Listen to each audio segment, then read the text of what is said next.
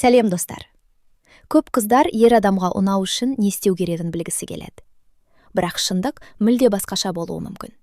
Бүгін біз сіз ойлағаннан да терең тақырыпты қозғаймыз.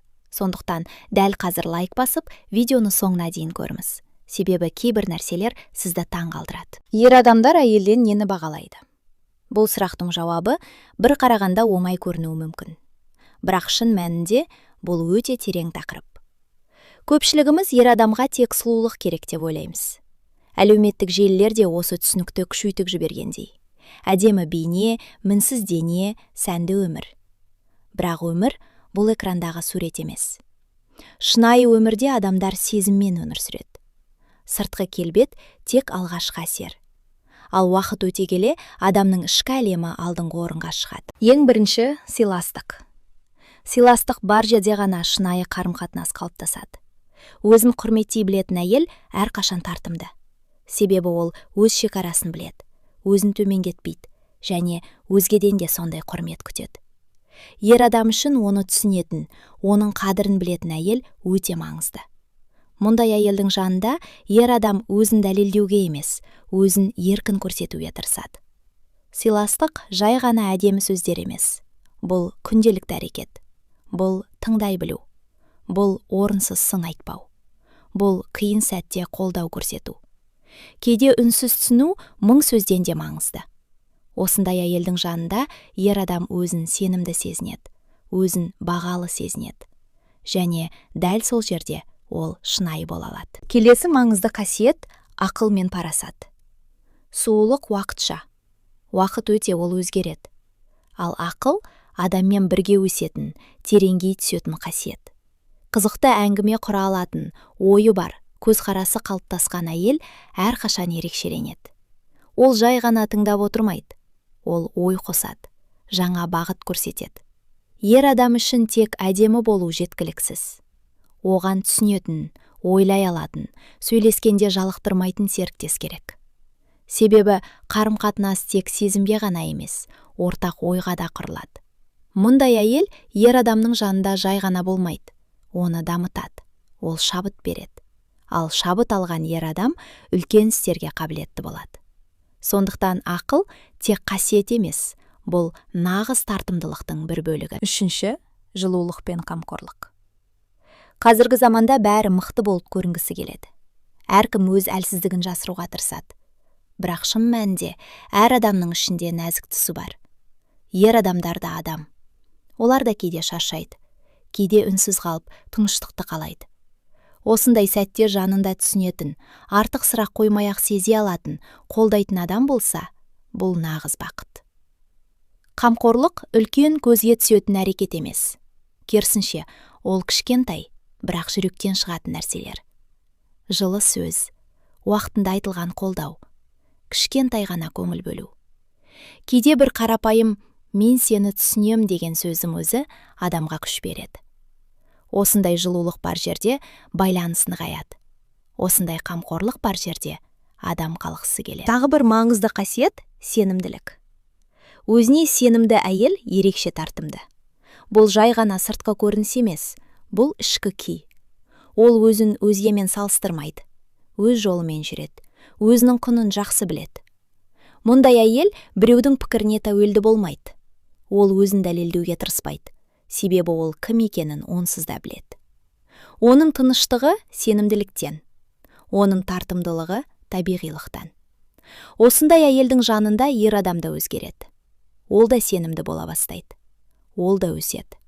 Себебі сенімділік расымен де жұқпалы. Өзіне сенімді әйел ер адамға қысым емес, керісінше шабыт береді. Ал шабыт бар жерде даму бар. Келесі адалдық. Сенімсіз қарым-қатынас болмайды. Ал сенім адалдықтан басталады. Бұл жай ғана сөз емес, бұл әрекетте көрінетін қасиет. Шынайылық ең үлкен күш. Себебі шынайы адам ғана сенім тудыра алады. Ер адам үшін сенімді адам табу өте маңызды. Өйткені ол өз ойын, сезімін, тіпті әлсіз тұстарында сол адамға сеніп ашады. Ал егер сенім болмаса, күмән пайда болады. Күмән бар жерде тыныштық болмайды. Адалдық бар жерде ғана адам өзін еркін сезінеді. жасырынбайды, қорықпайды.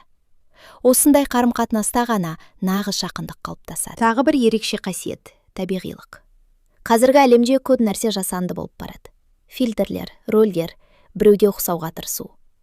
Адамдар өз шынайы болмысын жасырып, басқалардың күткен бейнесіне айналуға тырысады. Бірақ дәл осы кезде шынайылық ең сирек әрі ең бағалы қасиетке айналды. Өзін өзгертпейтін, өз-өзі болып қала алатын әйел әрқашан ерекшеленеді. Ол біреуге ұнау үшін рөл ойнамайды, өзін дәлелдеуге тырыспайды. Өйткені ол өзін қабылдаған. Осы жерде халық арасында айтылатын бір сөз бар. Орыстар былай дейді: әйел сыртта ханшайым, үйде құл, ал төсекте жәлип.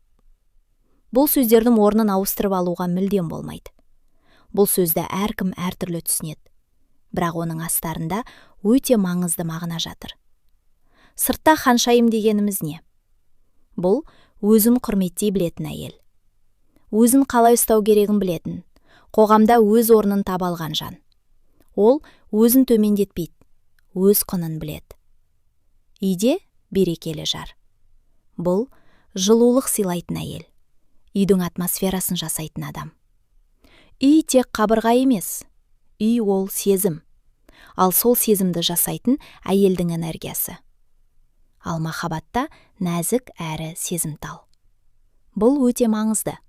Себебі қарым-қатынаста эмоция керек, жақындық керек, шынайы сезім керек.